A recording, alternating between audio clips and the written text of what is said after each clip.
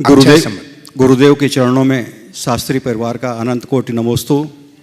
प्रश्न पे आता हूँ गुरुदेव कि खट्टा या मीठा अचार में कितना सारा एडजस्टमेंट होता है।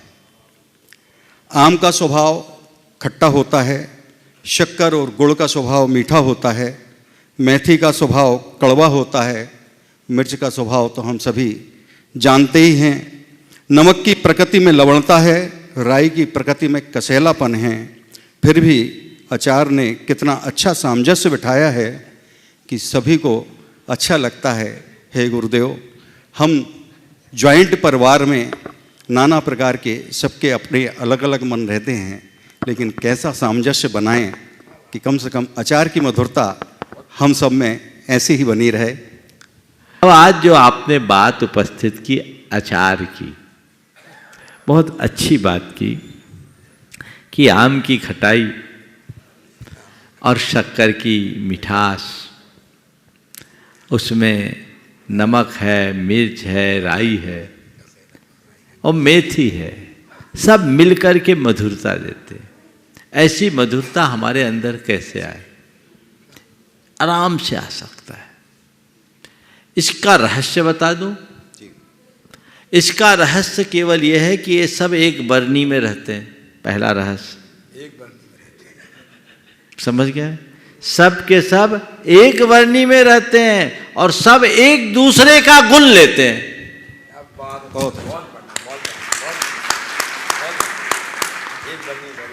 बस एक घर में रहो, एक झंडे के नीचे रहो, एक बरनी में रहो और एक दूसरे का गुण ग्रहण करने लगो, तुम्हारे यहां भी अचार की मिठास आएगी।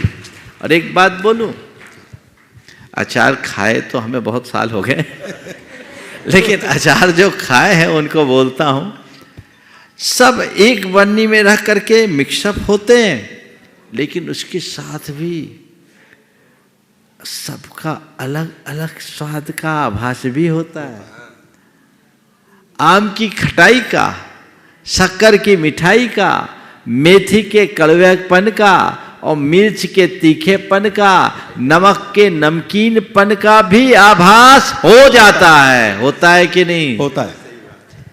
तो यही है समष्टि में भी एकता बनाए रखना। अगर हम एक दूसरे के गुण को ग्रहण करने का भाव रखें, एक दूसरे के साथ रहने और साथ निभाने की वृत्ति अपनाएं, वे एक साथ रहते हैं और साथ निभाते हैं। अगर आम कहे नहीं मैं तो खट्टा हूं, खट्टा ही रहूंगा, शक्कर कहे नहीं मैं मीठी हूं, मैं मुझे मीठी ही रहना है, मेथी कहे मेरा स्वभाव जो है मैं नहीं छोड़ूंगा, मैं जैसी हूं वैसी रहूंगे, और मिर्च लप लपा ले कि ज्यादा मत बोलो, मैं तीखी हूं तीखी रहूंगी, और नमक कहे देखो मैं अपनी मौजूदगी हटा नहीं सकता, मैं अपने ही स्वरूप में रहूंगा, तो अचार नहीं बनेगा। बनेगा क्या? नहीं बनेगा। कब बनेगा अचार? जब सब एक दूसरे के साथ रहकर एक दूसरे का साथ निभाने के लिए संकल्पित होते हैं। हमें मिलकर रहना है, क्योंकि हमारा जो वैशिष्ट है, हमारा जो स्वाद है, वो एक दूसरे का साथ निभाने में है। अलग होते ही स्वाद बिगड़ जाएगा।